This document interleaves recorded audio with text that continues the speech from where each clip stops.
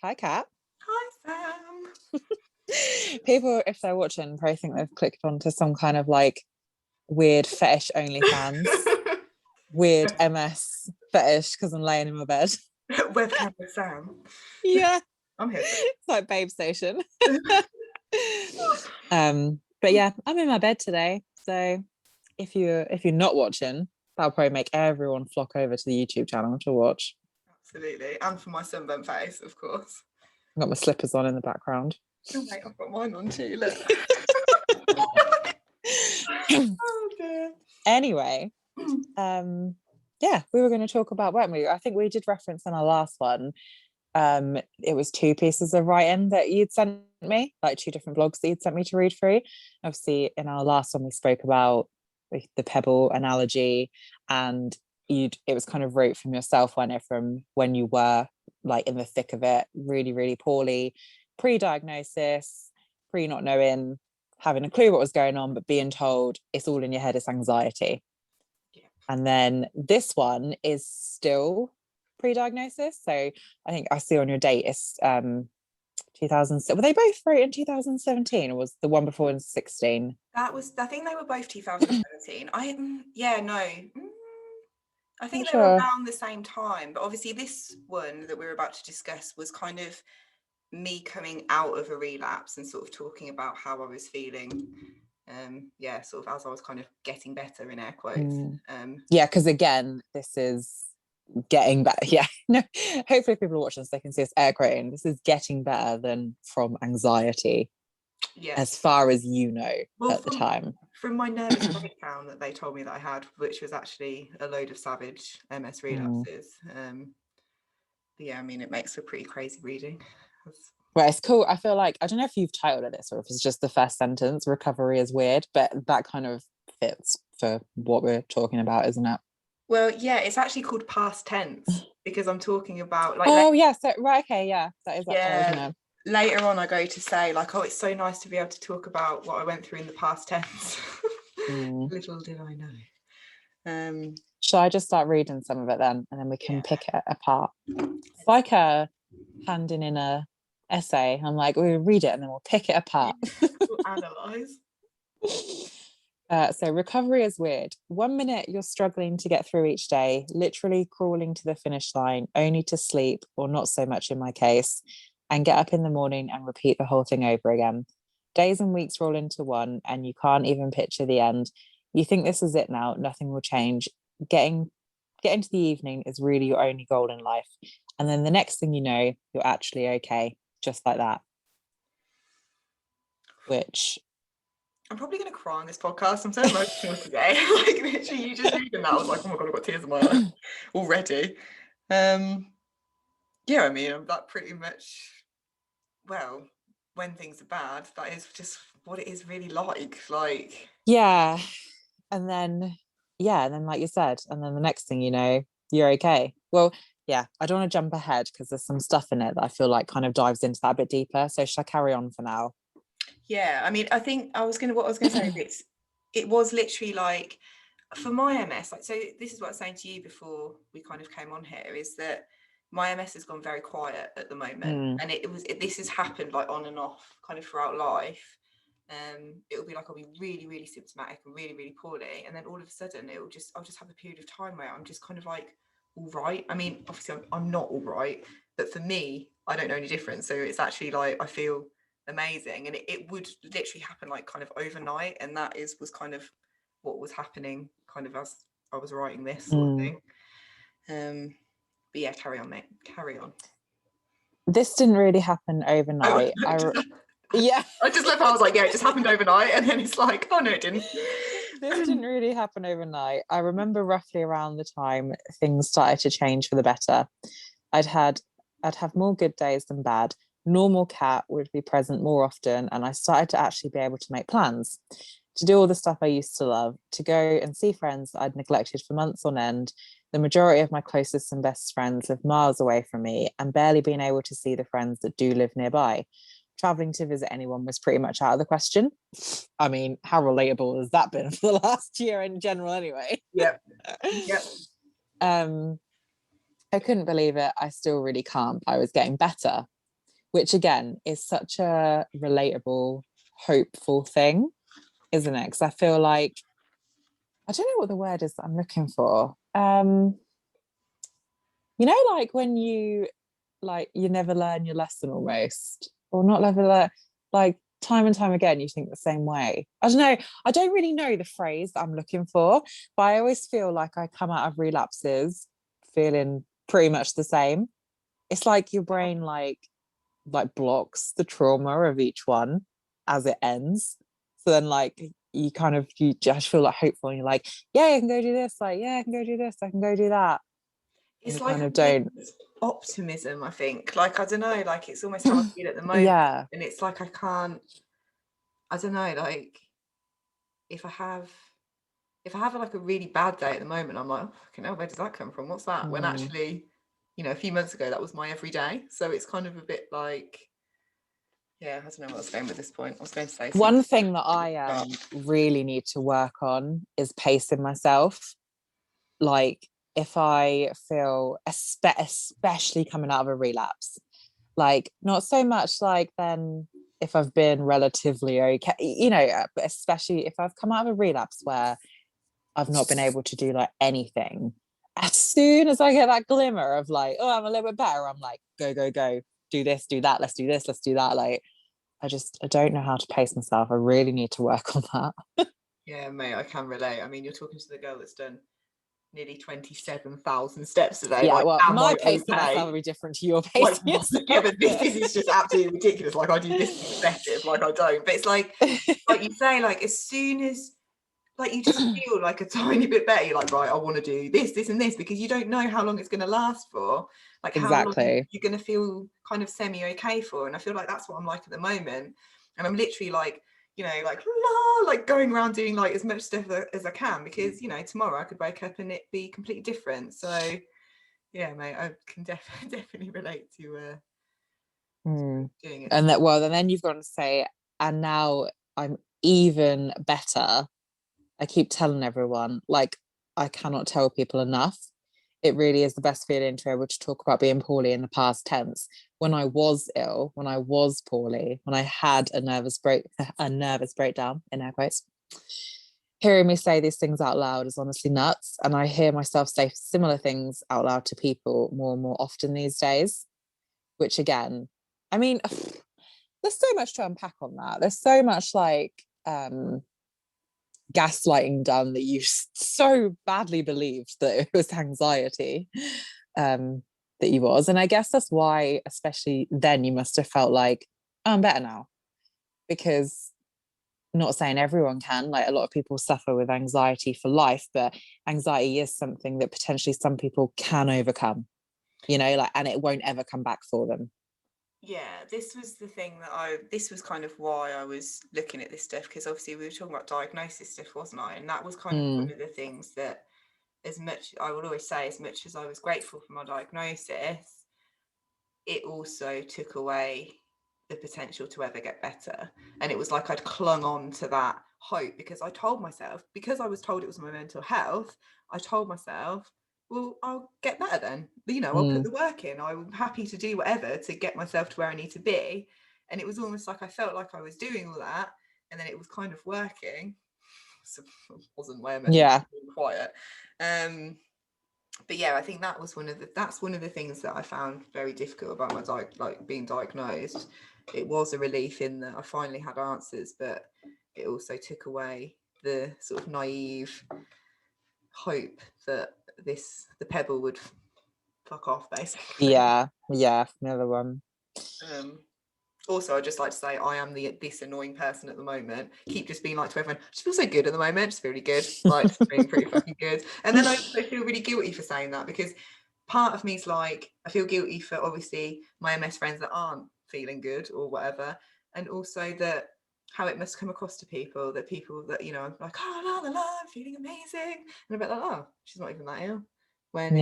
Which is so frustrating, because when you go through like such highs and lows as we do, why can't you be like, I feel good? Yeah.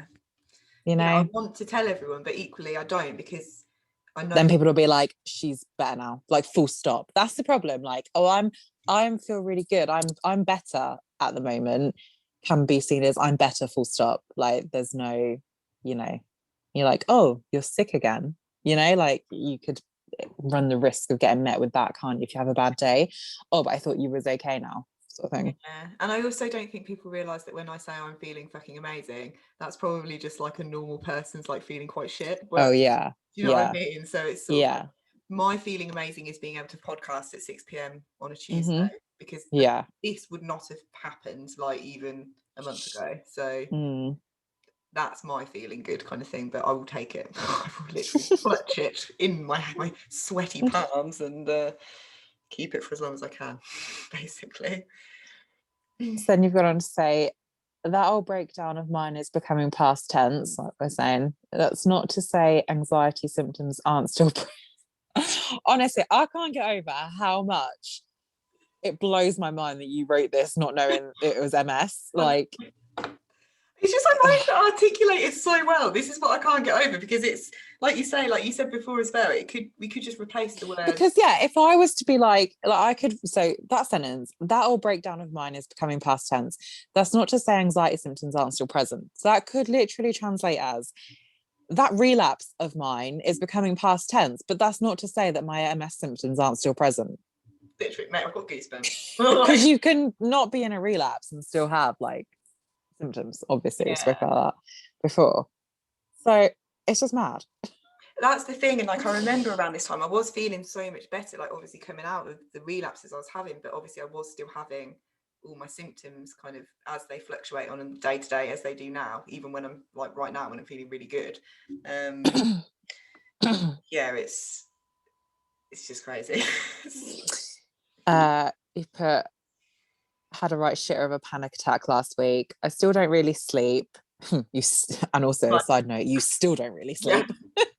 Yeah. My vision still goes away when I'm in any mildly stressful situation, and anxiety brain still worries. It makes things up and makes me see the world from a fairly strange perspective at times. But I'm learning to quieten those silly whispers, or at least acknowledge them and move on from them. My brain is actually functioning now to distinguish what is reality, and it feels good to be able to feel a whole lot more grounded in a world that's moving and changing constantly around me as it is.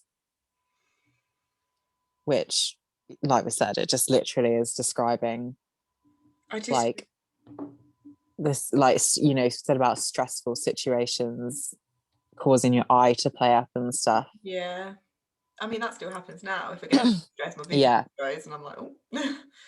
But obviously it was like now when stuff like this happens, and like if I have symptoms, I just know to just sort of like ignore it as much as I can. But obviously you had like back then it was fucking terrifying, because it was like all this stuff was just happening and I was like, I can't see anything, like what the hell. But then obviously they told me I was fine, and I was like, well, I must just be doing it to myself then, or I'm doing something wrong in my healing process for me to be having such a severe reaction to stress, when it absolutely wasn't just stress. It was my whole central nervous system was being attacked. But it's this next bit that I think I found personally like the most relatable.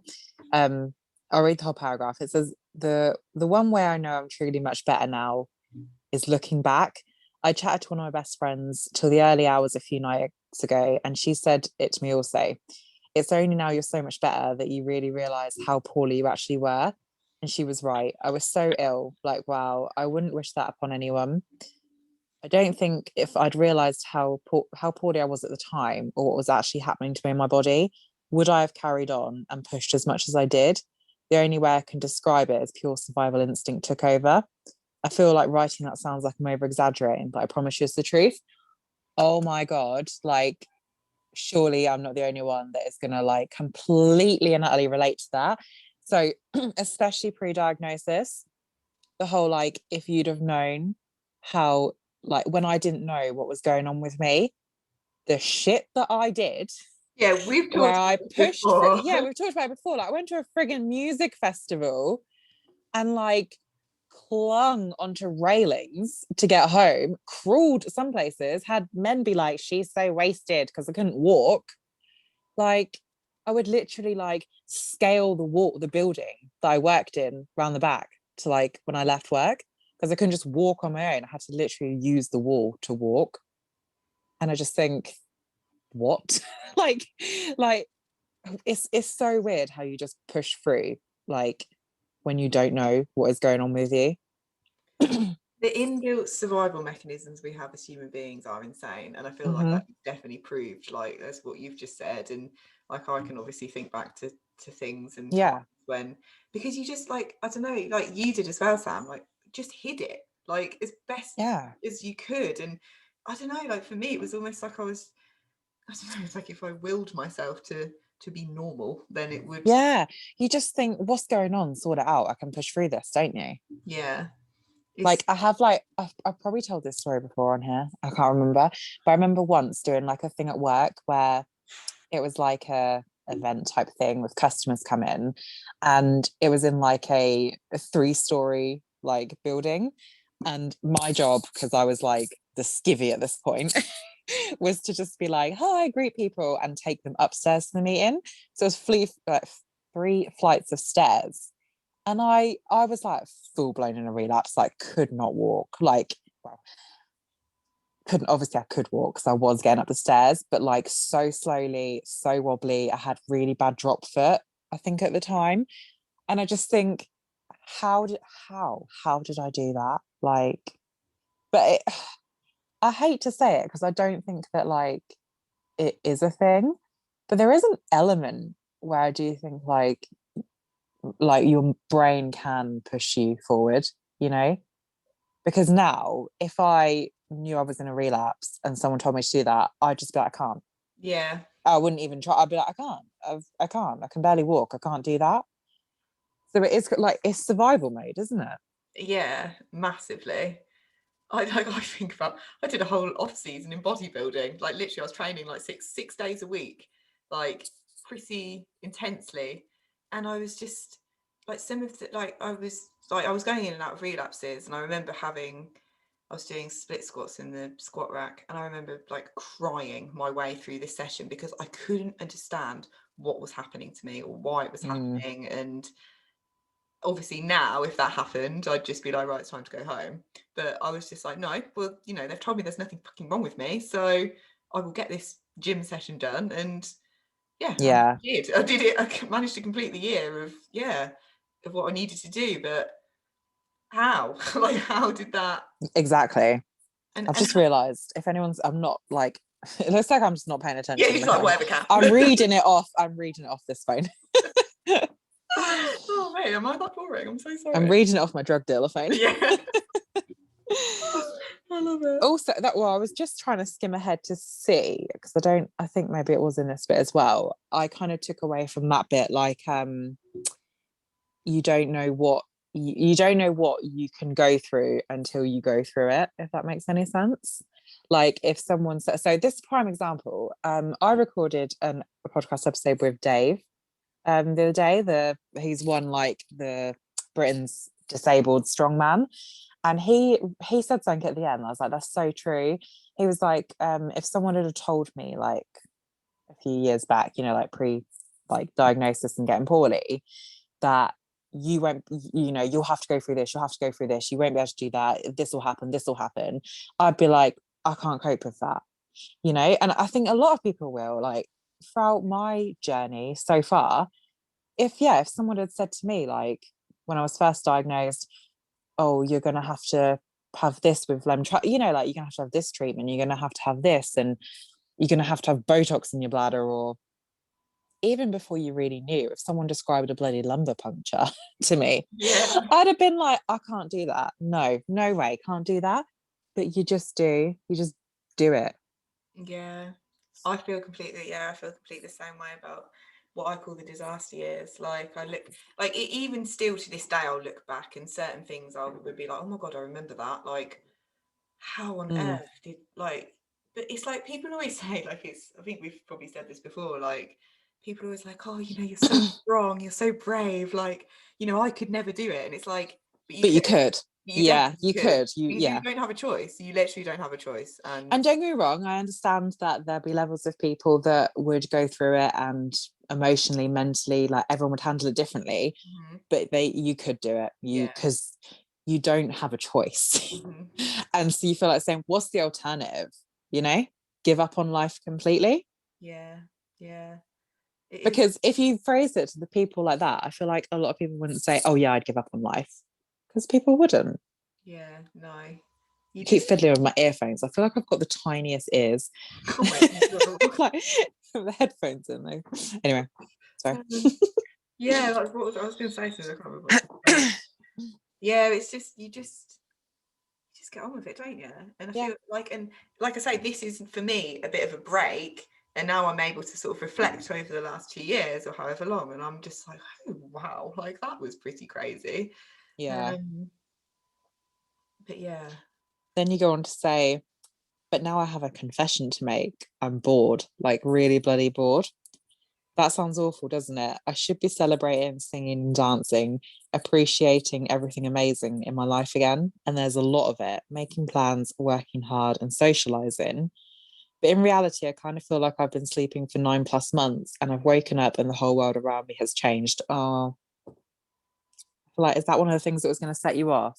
Yeah, I'm literally like emotional as fuck.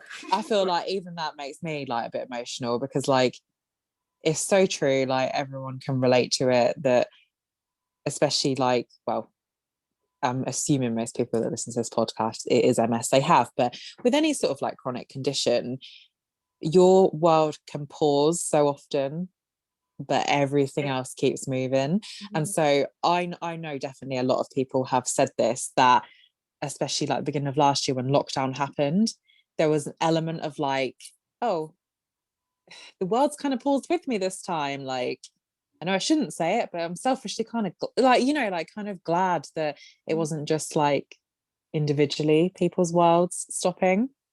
And so it can be hard, I think, can't it, to have a period of time where you feel like your life is just on hold and you're just waiting to get better.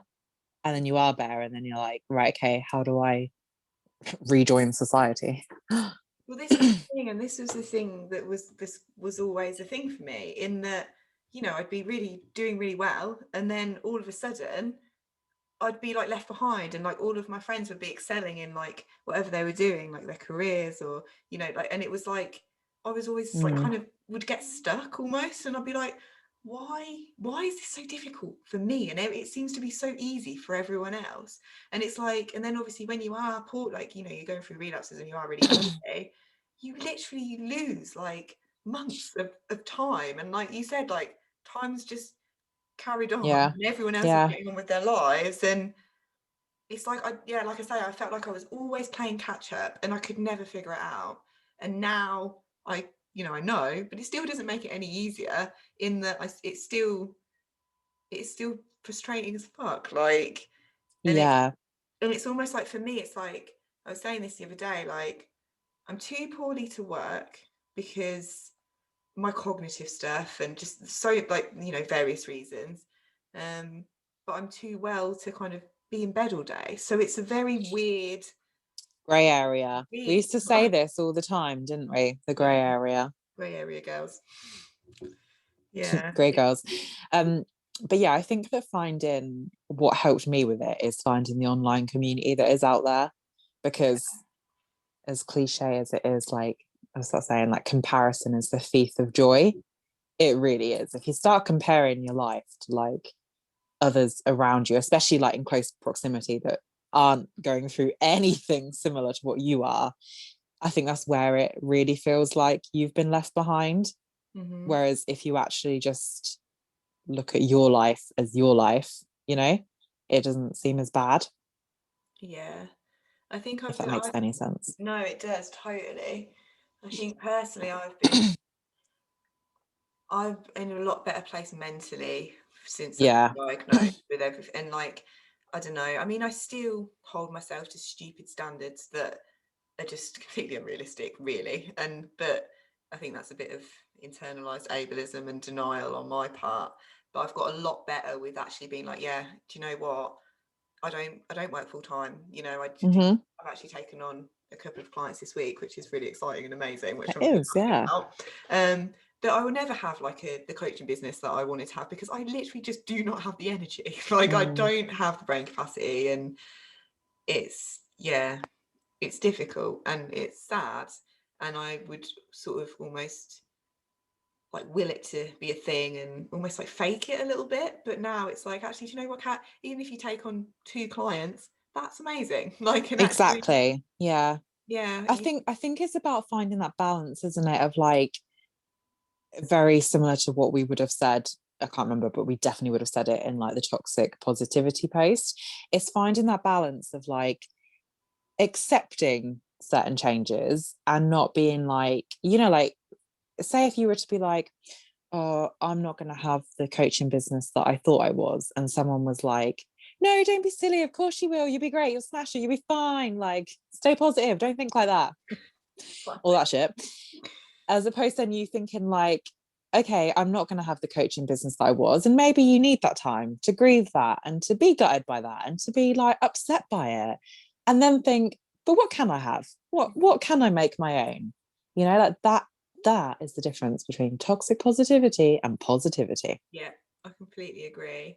And I think for all of us, it's like, it's just about, this is what I've realized, is about like crafting and building your own little world and life, kind of taking your illness into account and not actually just not comparing yourself to people, especially able-bodied people. And it's, I used to do it with people, I see people in the MS community, and I still do, like, see all these people achieving things, and I'm like, wow, I definitely wouldn't be able to do that. Like, it's crazy. Yeah, It doesn't make me feel bad anymore about myself, which, no, it's no one else's fault, that was on me, but I'm okay with just my MS and how I yeah, MS is such a snowflake disease, isn't it? That in itself, there's like the issue of comparing yourself to, like you said, people that are healthy, air quotes, and then there's also, you run the risk of comparing yourself to other people with MS,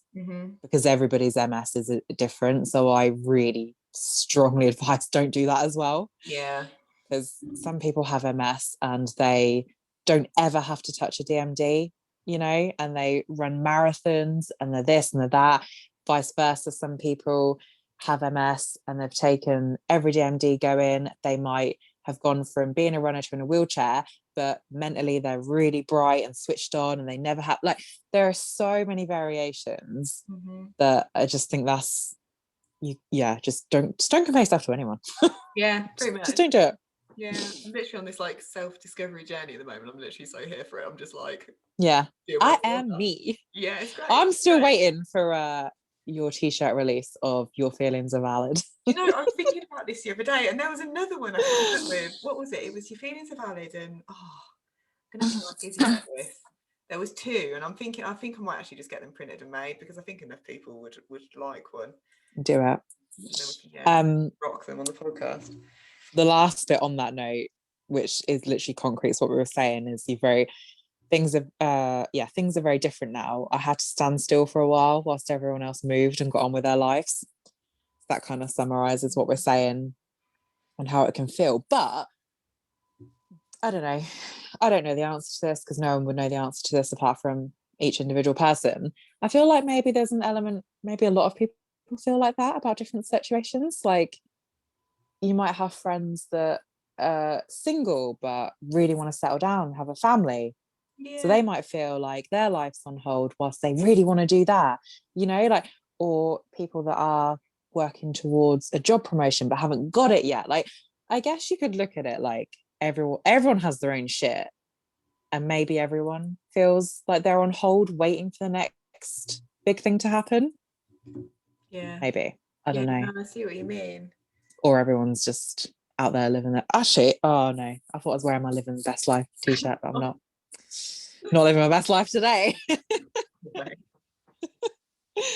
Oh, every time this drug dealer, it's not really a drug dealer phone, by the way, my work phone switches off, it's like a thumbprint one, like it has to have a passcode because it's my work one, so I keep having to thingy it back on. So I'm not the same Kat that went to sleep, air quotes, went to sleep back in June. And honestly, I'm honestly not 100% sure who I am now. But I guess the only way to move forward is to try and find out. I think the main thing that bothers me the most is how I now view all of my relationships. Having a breakdown will highlight things, truths. Who is actually who you think they are? Who are the people that actually care? Oh, I do not trust anyone. Now,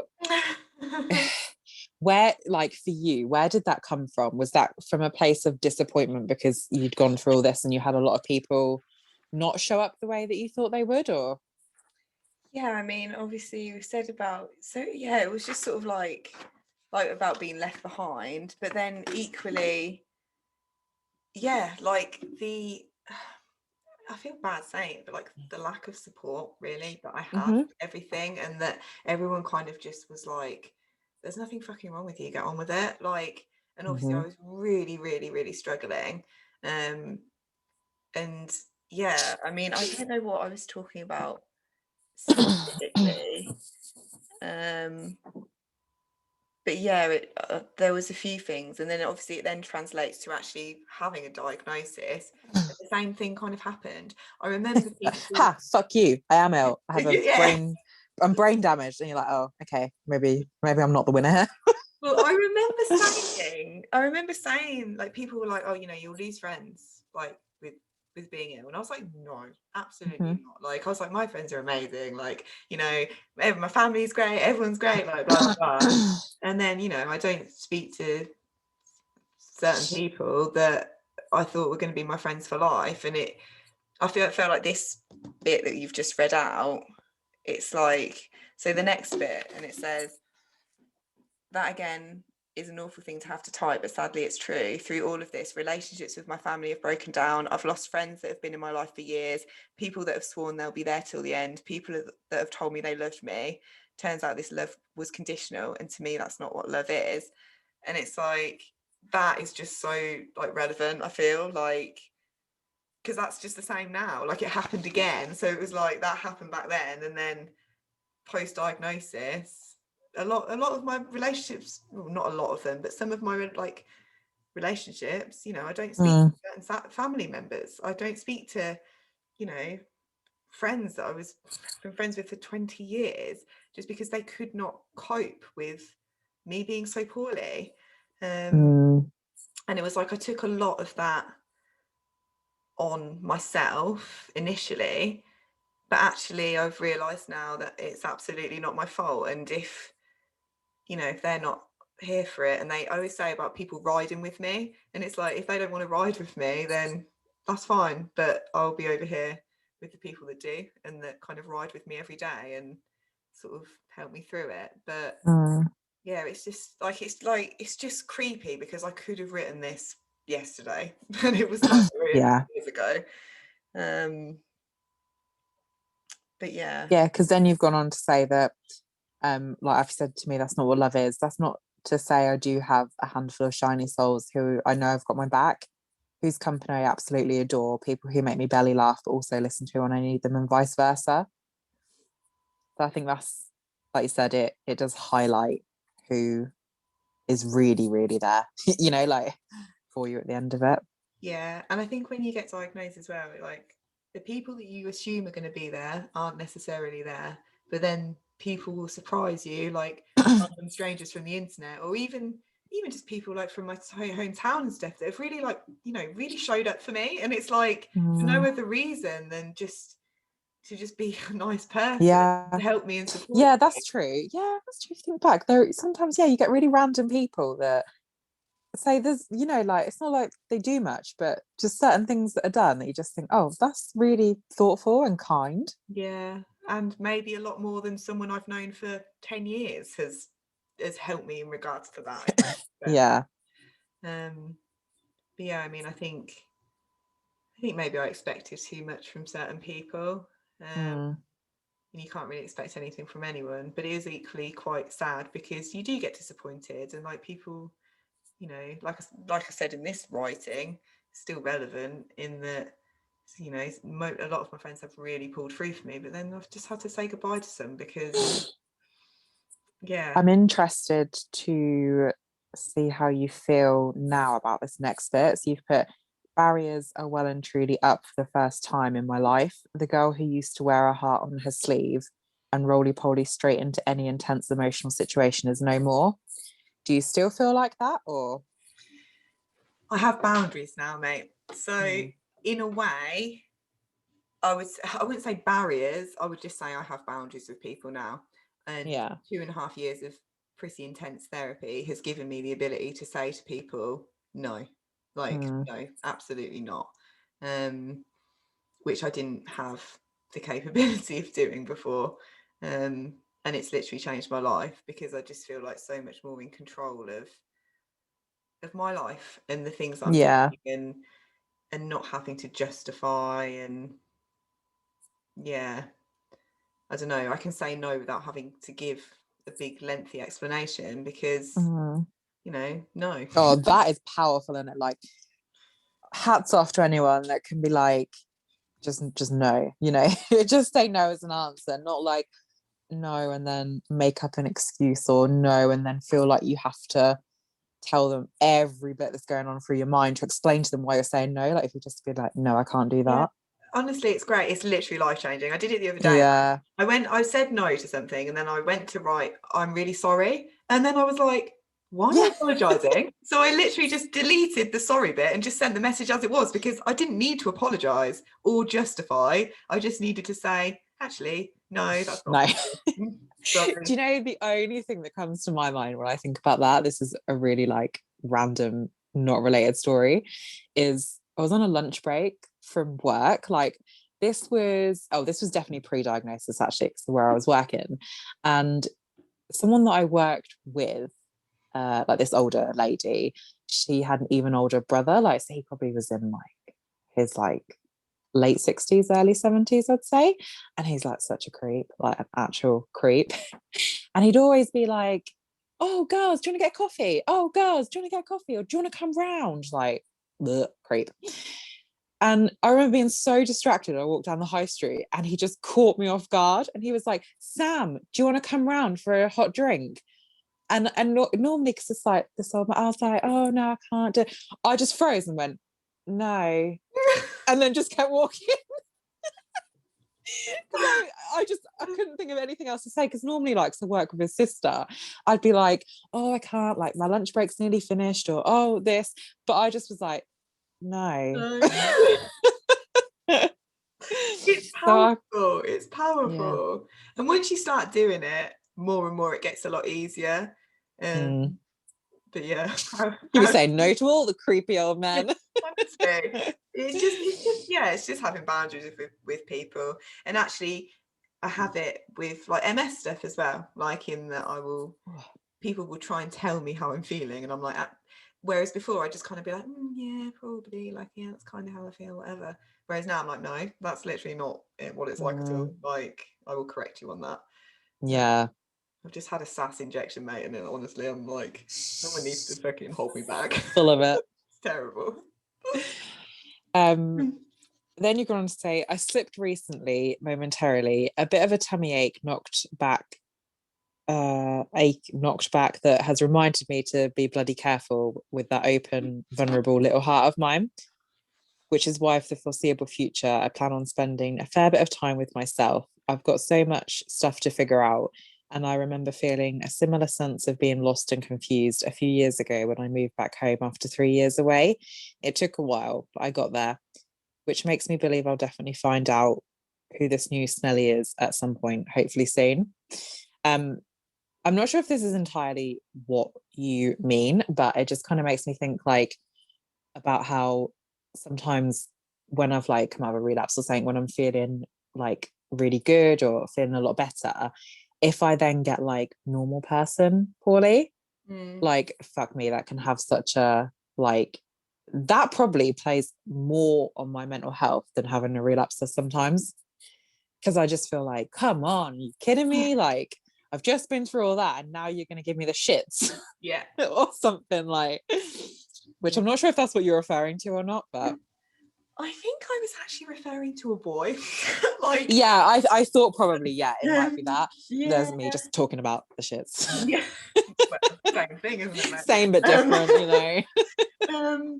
But yeah, this whole bit though, I mean, for the foreseeable, I plan on spending a fair bit of time with myself. That's literally what I've just been doing at the moment. Like, I literally date myself. It's great. I just kind of, I don't know, I'm after the lovely speech there.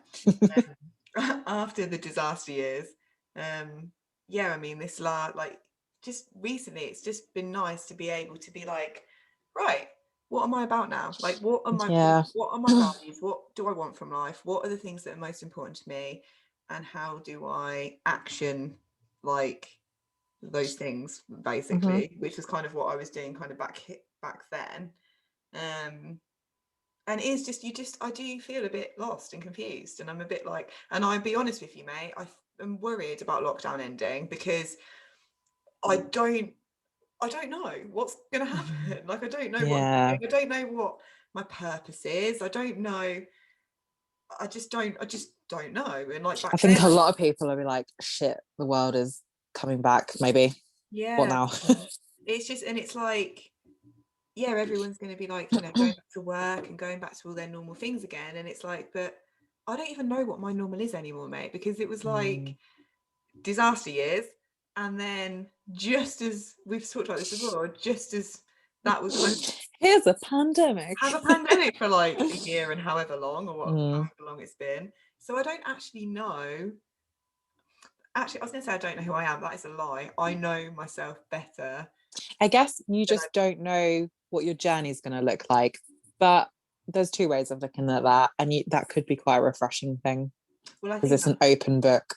That's what I go on to say in this next bit, don't I? So I've put, now my goal is, now my goal no longer has to be simply surviving.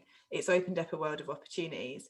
At the moment, everything seems hella scary. Feeling truly alone in this world is hella scary. But all of this uncertainty means anything is possible. And I guess that's pretty exciting, really. Here's to all the new adventures, new relationships, new experiences. Let's find out what this newer, updated version of Snelson is really about. And it's like, that's exactly how I feel right now. It's just crazy. And I because obviously you wrote this again, as we've referenced, when you were like, I'm better now, you know, but there's something that always sticks in my head. And do you follow the account Actively Autoimmune? I think so, yeah. Yeah, just name dropping. Zoe put in a post ages ago, just like a random post. I just remember reading it, where she said, I mean, hers was, she was talking what, I can never say that specifically about exercise, but I feel like it kind of applies to just life in general. And she was like, she used to always write, okay, I'm starting again, like where she would get she'd build up her strength and then she'd get really poorly and she'd be like, right, I'm starting again. And she said she's switched her mentality from I'm starting from scratch, like I'm starting back up again, to like I'm just picking this back up, like kind of dropping that, like, oh, I'm starting from the beginning again. Yeah, because I guess it kind of made her feel like she was never moving forward, because she was probably always getting to a point and then having to start again. So that instead she's like, I'm just picking back up, from where I was, which I think kind of translates then from what you've wrote at the end of this. Obviously, we're realists on this. Like, we know there is going to be good times and there is going to be bad times. So hopefully, I guess it's like trying to learn to keep that mentality that you've wrote in the end there, to like think, well, when I can, I'll get back to finding who this new Katt is, like, and keeping it up that way. That is, yeah. And I do feel like, as much as I am saying I don't know what I'm doing with my life in general, it is, but there are so many things that are possible, and actually life could go a number of different ways. And actually, I've got rid of a lot of shit out of my life over this last year, mate.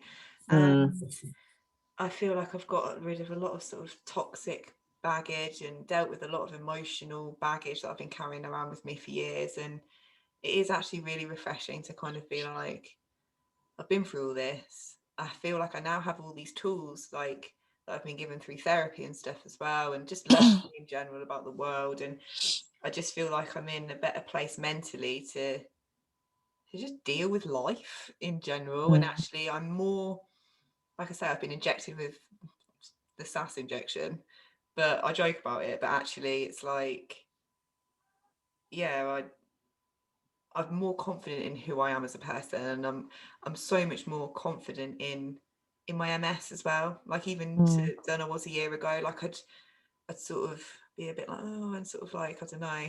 Whereas now I'm just like cocky, and I'll just literally be like, this is how it is for me. And it's like, then that is for me. It's not, I'm not trying to represent our illness. I'm just speaking my truth, and I'm not gonna stop doing that. And I think before I would have, and I sort of would edit down my personality basically, and gutted for everyone at the moment because they just get full 100% Katt, so that's fun. But yeah, I mean, it's just like I said, I could have written this yesterday. Yeah. It's like everything is sort of almost brand new, but at the same time it's not, and it's like just trying to piece it all together and just sort of be like, right, what are we doing now then, guys? Because it could just change literally like in a week or a couple of weeks. So yeah, that's the thing, isn't it? It's so what's the word? Like, what's the word when something's like not solid? Like when something's fluid? Transient. That's it. It's very transient, isn't it? Like we could hang up everything just but I mean, so's the whole world right now, really. I'll roll with the punches, as they say. Which in that just though, that saying in itself really massively depends on my mood. Don't know about you. Like if I'm like, as in, if I'm feeling pretty good, if I'm having an all right normal day, I'll be like, yeah, just roll. I mean, not that I really use that phrase, but for the sake of it today, like yeah, just roll with the punches, or it is what it is, isn't it? Like, yeah, you know, I'll keep going. But then if I'm having a bad day, I'll be like, why me? Like, I think that's okay. Like, it's not linear, is it? Like, it's a roller coaster. All those cliche chronic illness things I could say. Recovery is not linear, it's a roller coaster. Massively. They're true though. I did say this in a post I wrote the other day though, like obviously I feel like I'm very aware of sort of how like I am at the moment, like, oh, you know, life's so good and everything's great and I'm feeling good and I'm the best I've been, and but it is actually, like you say, it's actually easier, it's easy to be positive when you're feeling good, which is why 100%. I think able-bodied people, you know, go with the just stay positive. It's like, yeah, it's all right for you, you've got a working body. Like it's not as straightforward as that. So I'm very conscious of, you know, I will say, you know, I'm feeling great and my, you know, my mindset and everything's brilliant at the moment. But like what you've said, it's a lot harder to have cling on to that and keep that going when you're in a lot of pain or you're really, really poorly. And I would never want to kind of like invalidate someone's experiences by me being like, oh, you know, I'm doing really great and everything's really fine and I'm just really positive at the moment, because it is literally at the moment. And I feel like that's what you're experiencing at the moment. And it is just at the moment. And it's like, in half of me feels guilt because I think, like, for the reasons I said before, and then the other half of me thinks, do you know what, fuck it, like I am literally going to milk every fucking second of feeling good, because I've been through so much shit. Why shouldn't you? I just want to just sort of like maximize fun time. I just want to do everything, and like you said, just completely overdo it, because I'm just like, right, why not? I've just got this list as long as my arm that I've been like waiting on for a year or however long it's been, and I'm like, right, let's do it all while we've got the time and the energy and the health, essentially. So yeah, wild times. Oh my god, my poor ears. Well, mate, bless you. You're right. Yeah, I must have such small, you know, headphones always end up hurting. Oh, mate. I feel sorry for anyone that's listening to this. I hope when we play this back, my audio is okay. I think I just was in too much pain to sit at my desk, so I've been on bed and I'll have like moved around quite a lot. So hopefully no one got seasick watching this. I think your audio is probably better, because I always sit I'm either like really up close like I am now with my phone, or I'm literally like back here like Katt, doesn't work like that. You've got to actually have your mouth near the microphone for it to work. Have you got anything else that you wanted to add? No, I think that's about it really. I mean, there is actually another bit of writing that I did find, which is, I'll have to send to you, that's quite interesting. Oh yeah, send it to me. I love reading Katt Nelson's brain vomit. Do you know, mate, I am so glad I wrote these. Like, oh yeah, I bet. I wouldn't have remembered any of this, because obviously I was in a relapse, and like, I don't know, I remember looking back, I found these again when just after I was my speech, wow, just after I was diagnosed. And I remember it blowing my mind then, and then obviously revisiting it because I was thinking about podcast stuff, and again it equally blew my mind just as much. But I am just so glad that I kind of put it on into words and on paper, and just it's like validation for myself that actually I wasn't mental and I wasn't making it up, and it was really quite serious, and no one was listening to me. And actually now it's nice to be able to be like, yeah, do you know what, that was my MS, and look, I'm describing it perfectly here. Probably should have listened, guys, but you know, knew it. Isn't it? But yeah, no, it's been nice to go through these and sort of like some talking points, so thank you, mate. Yeah, it's right. It's been, yeah, when you sent them to me and you're like, I'm thinking of a podcast, I was like, I'm there. I'm here for it. I think it's been good. I think it's been good. But yeah, I'll have to send you the other one. And actually, I think I might upload just this text into the description. Yeah, I was saying that. You should do. Yeah, you should put it somewhere so people can read through it as well. This actually I used to have an actual blog, but obviously now I don't have one. But I was thinking about like archiving all of my posts from Instagram or something, like just so they're actually on a blog website that people can you should. read. That's a good idea, because some of your posts are quite long, so they go into the comments, don't they? So it'd be quite good just in case anything did happen, you know, like you said, to have it somewhere else. Yeah. And equally to have things in like categories as well, because obviously my Instagram is a bit all over the place, like it will be fitness and bodybuilding 1 minute and then like really deep MS stuff like the next. And I think, you know, sometimes I read back on posts and I'm like, that was actually quite good, but it just gets lost. So yeah, do it. Yeah, I think you should. That'll be a little project for me to sit down and do. But yeah. Awesome. Fab. Well, thanks for listening, everyone. Yeah, and thank you, Sam, for being amazing as always. It's all right. Yeah. Getting a bit dark in here now. I'm going to go have my Chinese. Oh, mate, I'm very jealous. I've got my protein shake. Don't even talk to me about it. And that sums up us too. Bye, guys. Right, yeah. So if anyone has any feedback, obviously always appreciated in the comments, or you can DM me and Sam. I'll put our social media. Slide into our DMs. Yeah, I'll tag, what is it, like, comment and subscribe, or whatever it is they say. Yeah. Thanks so much for listening, everyone. Bye. See you soon. Bye.